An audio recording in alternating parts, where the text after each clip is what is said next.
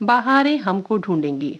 दोस्तों, कल आपने फिल्मकार विजय आनंद के बारे में बातचीत और उनकी फिल्मों से गीत सुने और बहुत ही दिलचस्प जानकारी दे रहे थे फिल्म विशेषज्ञ दीपक दुआ। उनसे बातचीत कर रही थी प्रीति और रश्मि कुकरेती। ये बातचीत आज भी जारी रहेगी। आइए सुनते हैं इसका दूसरा भाग। दीपक जी, अब किस तरफ रुख करें? अब हम उस फिल्म का जिक्र करना चाहेंगे जिस फिल्म को हिंदी सिनेमा की अमर और क्लासिक फिल्मों में से एक माना जाता है, गाइड। जी, आर.के. नारायणन की अमर कृति गाइड। हाँ जी। और आपको ये जानकर थोड़ी सी हैरानी हो सकती है कि विजय आनंद गाइड को अपनी बेस्ट फिल्म नहीं मानते थे। अच्छा। वो ये कहते थे कि गाइड को जो सफलता मिली, गाइड को जो तारीफें मिली, वो इतनी ज्यादा हो गई कि गाइड ने मेरे बाकी कामों को ढक लिया। ऐसा होता है अक्सर, जब भी देखिए हम गाइड का जिक्र करेंगे हमें विजय आनंद याद आएंगे, विजय आनंद का जिक्र होगा तो गाइड याद आएगी। लेकिन उनका बाकी का सिनेमा भी बहुत अच्छा था और गाइड के बारे में तो खैर इतनी सारी बातें हैं कि हमारे पास समय की शायद तंगी पड़ सकती है कि किस तरह से विजय आनंद पहले ये फिल्म करना ही नहीं चाहते थे। जी। उन्होंने जब इसकी स्क्रिप्ट पढ़ी तो उन्होंने कहा ये तो बहुत बोल्ड है भारतीय समाज के लिहाज से, तो वो इस फिल्म से हट गए। फिर चेतन आनंद साहब को कहा गया, तो चेतन आनंद साहब को ठीक उसी समय अपनी फिल्म हकीकत बनाने की परमिशन मिली थी रक्षा मंत्रालय और भारत सरकार से। तो उन्हें निकलना था लद्दाख और वो परमिशन चूंकि बड़े लिमिटेड समय के लिए होती है तो वो भी इससे पीछे हटे। राज खोसला साहब को लाया गया। अब फिल्म की जो नायिका थी वहीदा रहमान, तो वहीदा रहमान और राज खोसला साहब के बीच कुछ अनबन थी। तो वहीदा रहमान ने मना कर दिया कि भाई अगर ये करेंगे फिल्म तो मैं नहीं करूंगी। तो वापस चला गया चेतन आनंद साहब के पास कि भाई फिल्म तो ऐसे ही बनानी है, अब आप आइए। तो उन्होंने कहा भाई एक शर्त है, मैं इसको रीराइट करूंगा। अच्छा। कोई दखल नहीं दिया जाएगा मेरे काम में। और उन्होंने वो उसकी स्क्रिप्ट उठाई और वो चले गए खंडाला। 18 दिन के बाद जो लौटे हैं तो वो ये स्क्रिप्ट थी जिसको आज हम पर्दे पर देखते हैं। जी, मतलब ये बात आज पता चली जी। अंदर की बात। देखिए, एक जो निर्देशक होता है, फिल्मकार जिसको हम कहते हैं, कि फिल्म की हर एक विधा पर उनका नियंत्रण होना, चाहे वो लिखने की बात हो, चाहे कैमरा एंगल्स की बात हो, अभिनेता के रूप में बात हो, चाहे निर्देशक के रूप में बात हो। अगर आप उपन्यास को पढ़ते हैं और फिर आप फिल्म को देखते हैं तो आपको लगेगा कि उपन्यास बिल्कुल एक अलग लेवल पर क्लासिक है, फिल्म एक अलग लेवल पर क्लासिक है।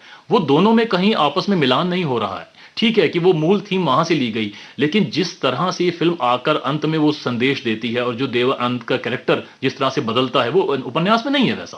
उपन्यास में तो राजू गाइड वहां से चला जाता है। यहाँ पर राजू गाइड की जो मृत्यु है, जो दुखांत है, और अक्सर हमने देखा है कि जो दुखांत फिल्में हैं वो ज्यादा पसंद की गई हैं, हमारे यहाँ क्लासिक हुई हैं। तो उस तरह से ये फिल्म जिस ऊंचाइयों पर जाती है तो ये विजय आनंद साहब के ही वो क्योंकि मसाला फिल्मों से हटकर हो जाता है, तो दर्शकों को अपने से हटने नहीं देता। वो कहीं ना कहीं उसको जब थिएटर से बाहर निकलते हैं तो वो अंत अपने साथ में दिल में लेकर निकलते हैं। मुझे ऐसा लगता है कि वो बहुत सारे ऐसे भी दर्शक होते हैं जो आंखों में आंसू लेकर जाते हैं। बिल्कुल, तो कहते हैं कि वाकई में फिल्म जो देखी वो दिल में बस गई। और क्योंकि फिल्म तो जो है वो फिल्म निर्देशक का मीडियम है, लिखना राइटर का मीडियम है, लेकिन उसको उतारना तो निर्देशक का काम है। और उसके बाद देखिए फिल्म जो संपादित की जाती है, हम अक्सर संपादक की भूमिकाओं को हम लोग अनदेखा कर देते हैं कि फिल्म को कसता है एक संपादक, और बतौर संपादक ये विजय आनंद की पहली फिल्म थी।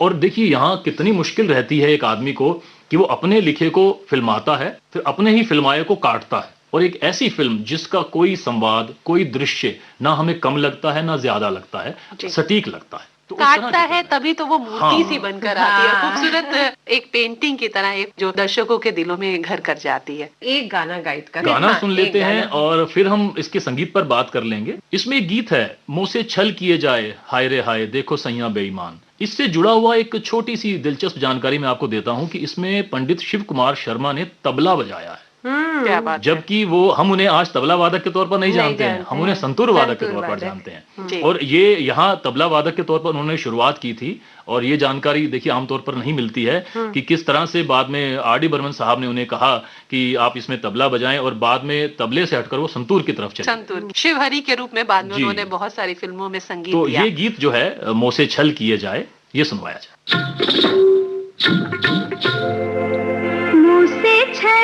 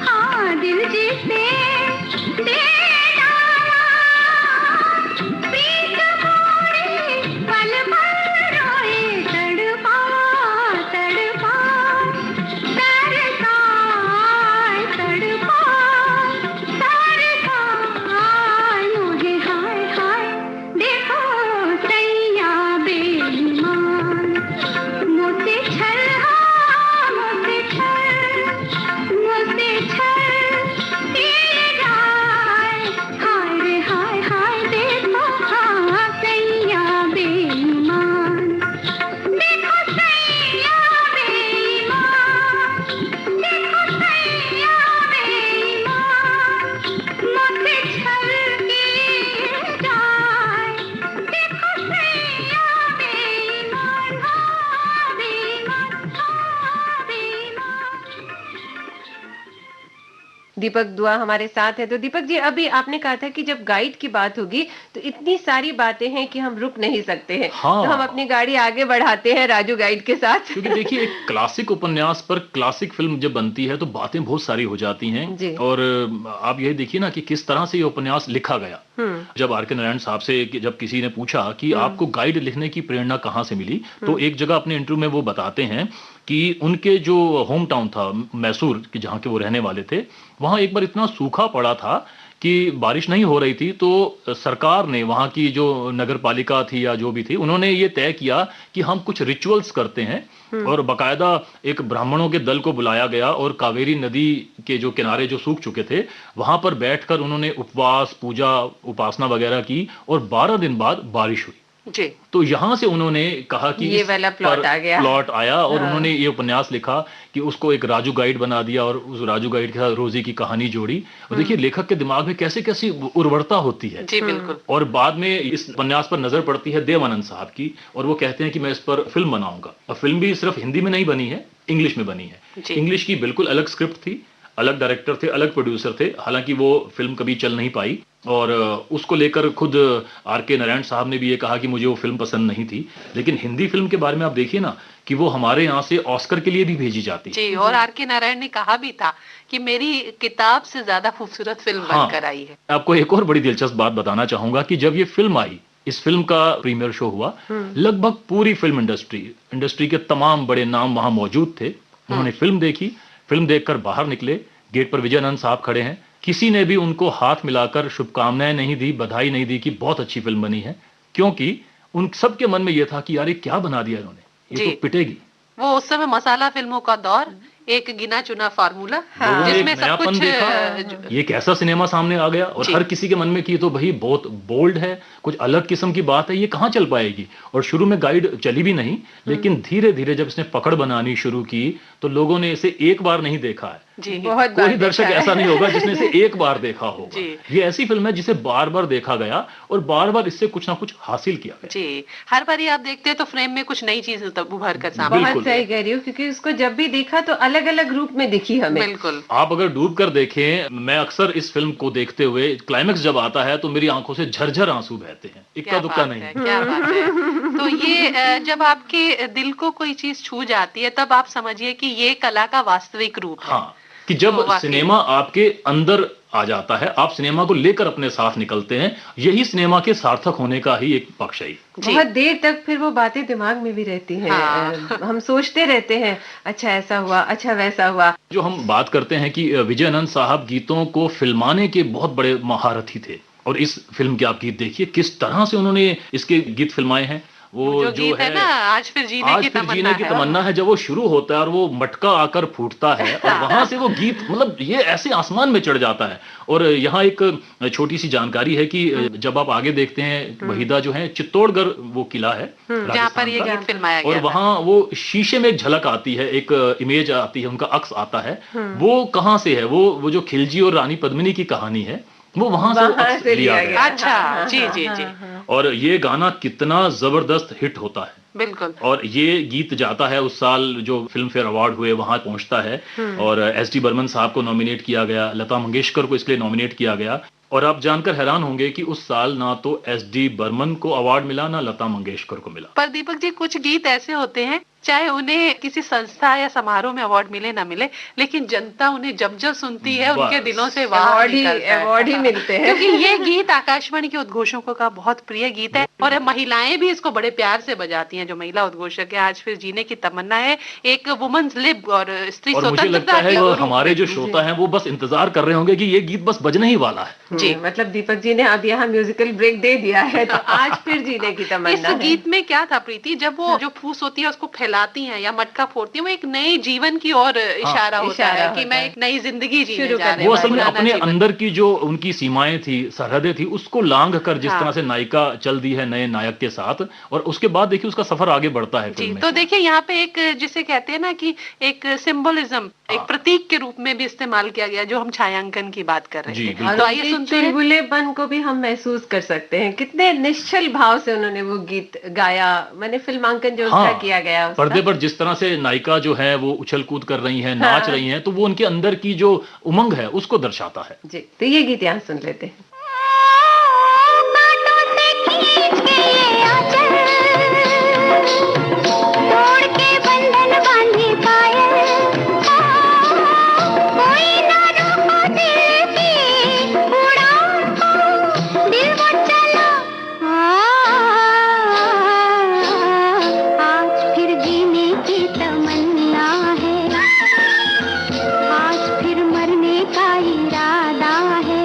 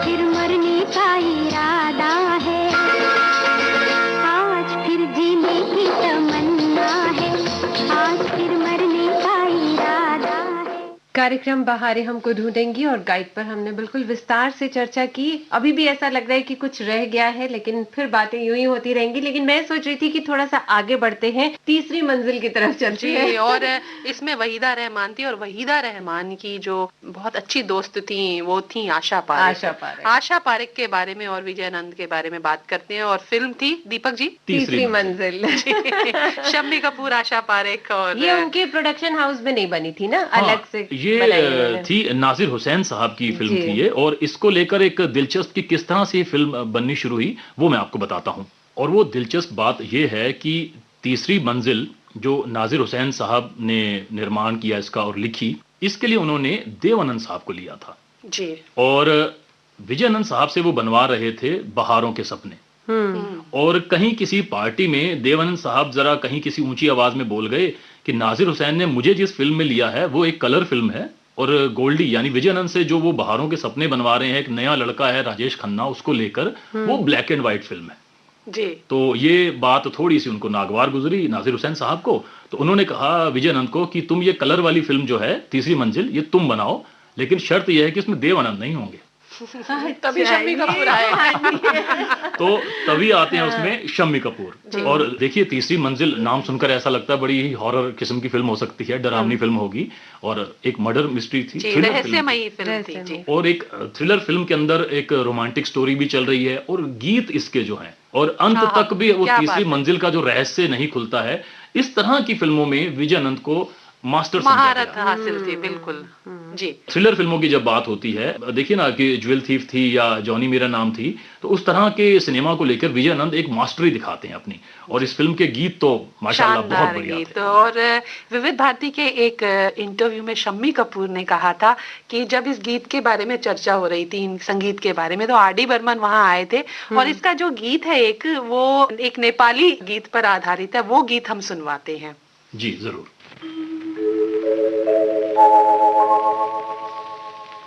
दीवाना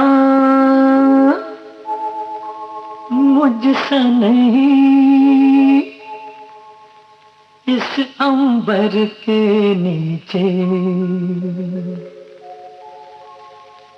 दीवाना मुझसे नहीं, इस अंबर के नीचे आगे है कातिल मेरा और मैं पीछे पीछे। दीवाना मुझसे नहीं, इस अंबर के नीचे आगे है कातिल मेरा और मैं पीछे पीछे।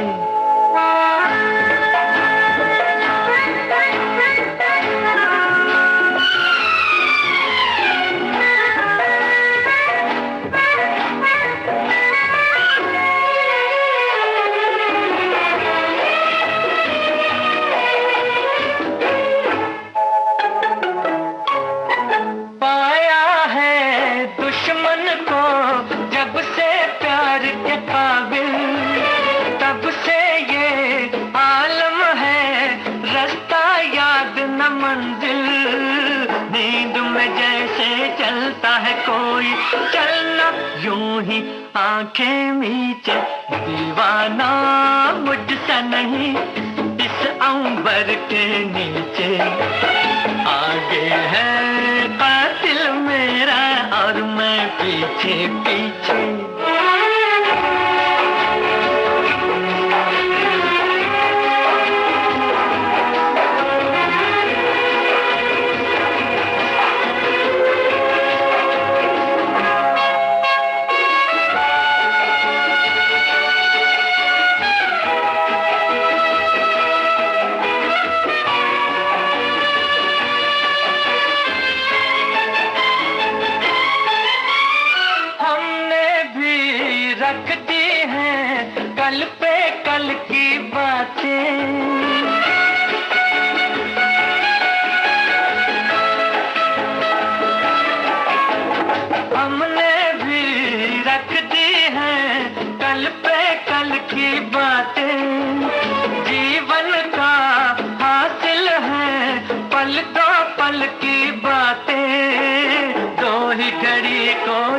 रहेगा करना क्या है तन्हा जी के। दीवाना मुझसा नहीं इस अंबर के नीचे, आगे है कातिल मेरा और मैं पीछे पीछे, दीवाना मुझसा नहीं इस अंबर के नीचे।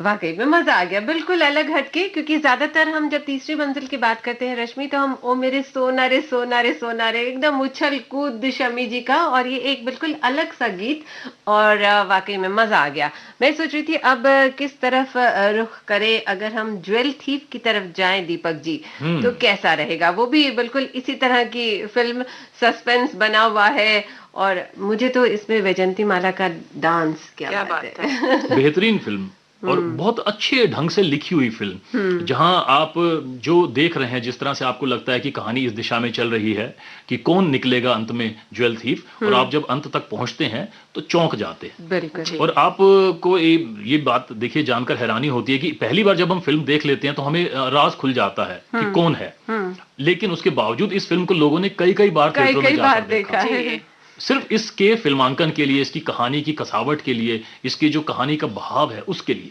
जी हाँ, और इस फिल्म की जो प्रेरणा है, अगर आप देखें तो अल्फ्रेड हिचकॉक की जो लिखी हुई चीजें थी, उनसे भी बहुत ज्यादा इनसे इंस्पायर हुआ गया, और तब जाके इसकी स्क्रिप्ट बनती है। और किस तरह से गोल्डी साहब ने इसको पेश किया है कि हमें लगता है कि वो जो ज्वेल थीफ हैं वो दो हैं, देवानंद साहब का जो रोल है, और जो आदमी जो हमें सबसे शरीफ लग रहा होता है वो जाकर अंत में ज्वेल थीफ निकलता है, अशोक कुमार। क्योंकि अशोक कुमार की छवि ऐसे रहती है, जो परफेक्ट जेंटलमैन, एक भद्र पुरुष की छवि है, और वो निकलते हैं वास्तव में विलेन उस कहानी के। इससे जुड़ी हुई एक दिलचस्प बात मैं आपको बताता हूँ कि जब गोल्डी चाहते थे कि अशोक कुमार साहब ये रोल करें, तो उन्होंने देव साहब से कहा कि आप मेरी उनसे मीटिंग करवा दीजिए, राजी तो मैं उनको कर लूंगा। और उस समय अशोक कुमार साहब, दादा मुनि, अपने हार्ट की सर्जरी करवाकर लौटे थे। अच्छा। और एक स्टूडियो में शूट कर रहे थे, जहां देव साहब ने दादा मुनि को मिलवाया कि ये मेरा भाई गोल्डी आपके साथ एक फिल्म बनाना चाहता है। तो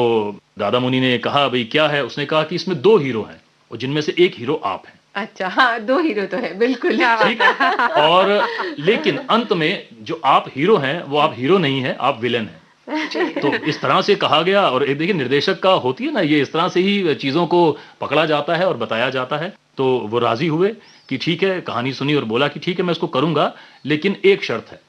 एक तो मैं बिल्कुल 11 बजे आऊंगा और 5 बजे निकल लूंगा, क्योंकि मेरी तबीयत अभी हाल ही में संभली है। और दूसरा, पूरी फिल्म में कोई मुझे टच नहीं करेगा। ये ना हो कि मैं विलेन हूं और कोई मुझे मुक्का वुक्का मार दे, तो मेरे साथ तो गड़बड़ हो जाएगी। तो ये सारी बातें उनको कही गई कि नहीं, आप तो बड़े सोफिस्टिकेटेड विलेन हैं, जो कि दिमाग से खेल रहे हैं। एक अलग तरह के विलेन हैं आप। जी। और उनकी सारी शर्तें मानते हुए इस फिल्म को फिल्माया गया, और बहुत बढ़िया देखिए निकल कर आती हैं चीजें। और बेहतरीन कलाकार अशोक कुमार, तो मतलब क्या कहें, जो फिल्म देखिए क्या बात है। और एक निर्देशक की जो काम की खूबसूरती यही रहती है प्रीति, निर्देशक ये जान लेता है कि मुझे अभिनेता को किस रूप में लेकर आना है, यानी कि अभिनेता को भी वो गढ़ देता है दूसरे रूप में। जैसे कि उन्होंने गढ़ा अशोक कुमार जी को एक विलेन के रूप में। कभी हम सोच सकते हैं अशोक कुमार जी को विलेन के रूप में? हाँ, वरना आमतौर पर तो माना जाता है कि विलेन जो होगा वो बड़ा ही दुष्चरित्र होगा, क्रूर होगा, बड़ा अक्खड़ होगा, कर्कश होगा। ऐसा इस फिल्म में नहीं था। बड़ा ही वो सोफिस्टिकेटेड आदमी है, और किस तरह से अंत में वो पता लगता है कि खलनायक है, तो हम सब चौंकते हैं। बिल्कुल। तो पहली बार जब हम ये फिल्म देखते हैं तो वाकई में एक जो मुंह खुला का खुला रह जाता है, वैसा ही होता है। और इसके अलावा सीनिक ब्यूटी, जो गानों की सीनिक ब्यूटी है, बड़ी खूबसूरत है। और रोमांटिक गाना एक हो जाए। आसमां के नीचे हम आज अपने पीछे, है ना? जी बिल्कुल। आसमां के नीचे हम आज अपने पीछे, प्यार का जहां बसा के चले, कदम के निशान बना के चले।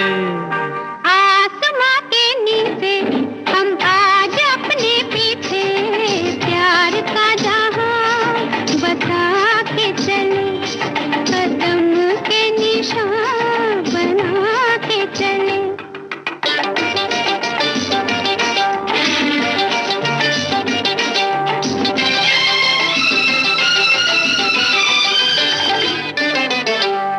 चले तो फूल जैसे आंचल के रंग से सज गई राहें, सज गई राहें। पास आओ मैं पिन्हा दूं चाहत का हार, ये खुली खुली बाहें, खुली खुली बाहें। जिसका हो आंचल खुद ही चमन, कहिए वो क्यों हार बाहों के डाले। अरे आसमां के नीचे हम आज अपने पीछे प्यार का जहां बसा के चले। कदम के निशान बना के चले।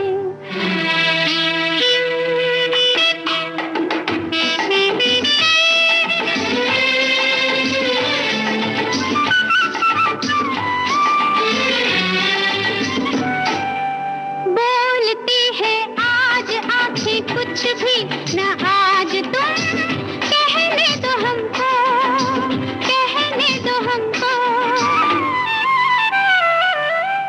बेखुदी बढ़ती चली है अब तो खामोश ही रहने दो हमको, रहने दो हमको। एक बार मेरे लिए कह दो हन के लाल होठों के प्याले।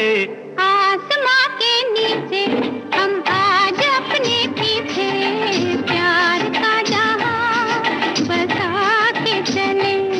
कदम के निशान बना के चले।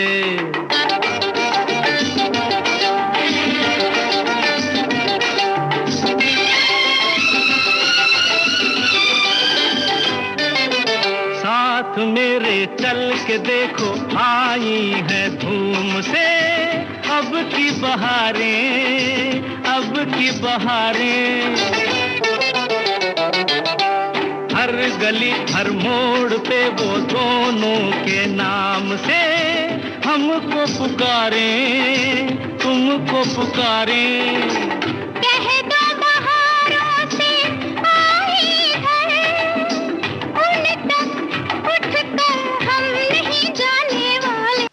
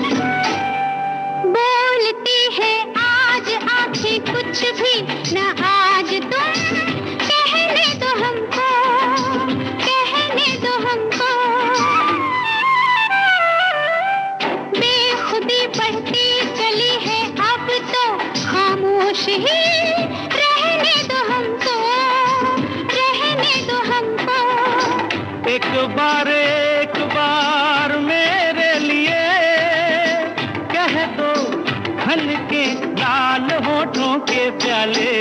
आसमां के नीचे हम आज अपने पीछे प्यार का जहां बसा के चले, कदम के निशान बना के चले।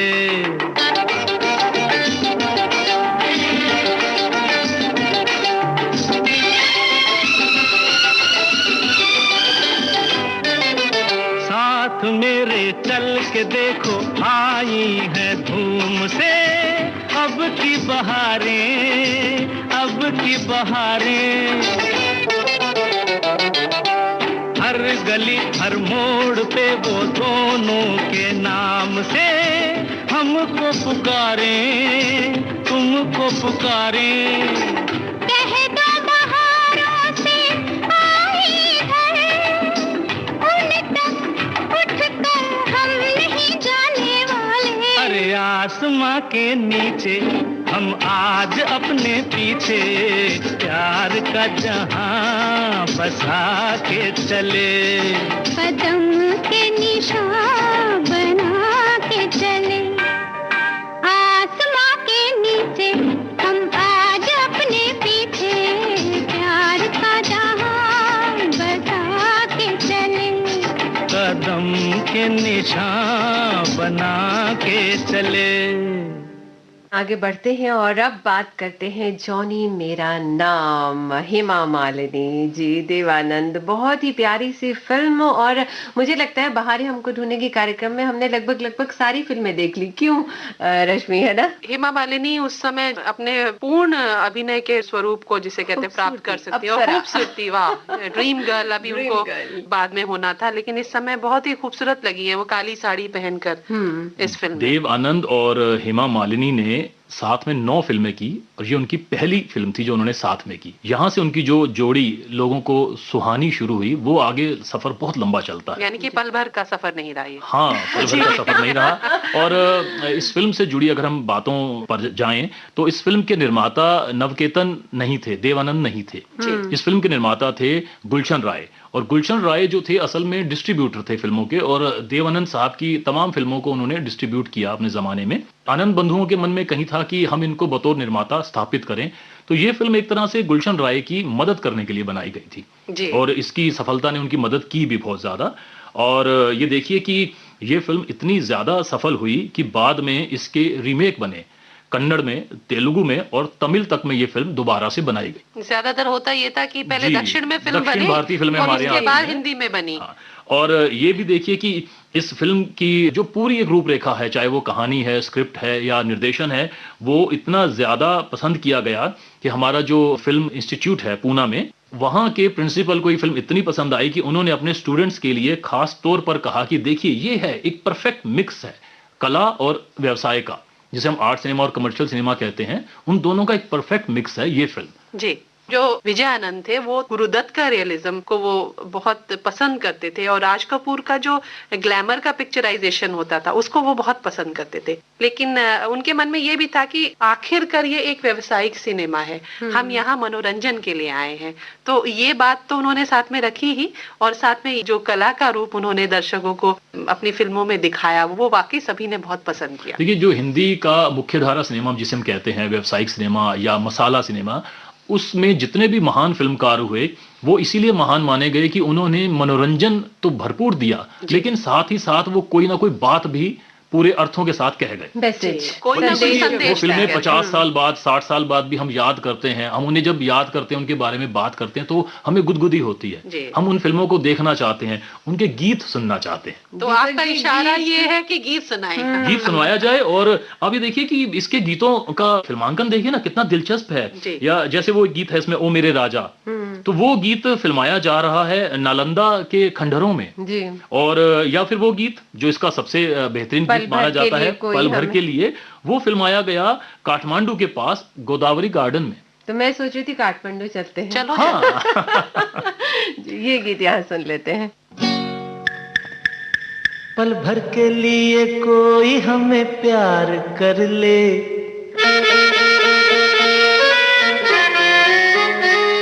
झूठा ही सही पल भर के लिए कोई हमें प्यार कर ले, झूठा ही सही 2 दिन के लिए कोई इकरार कर ले, 2 दिन के लिए कोई इकरार कर ले, झूठा ही सही पल भर के लिए।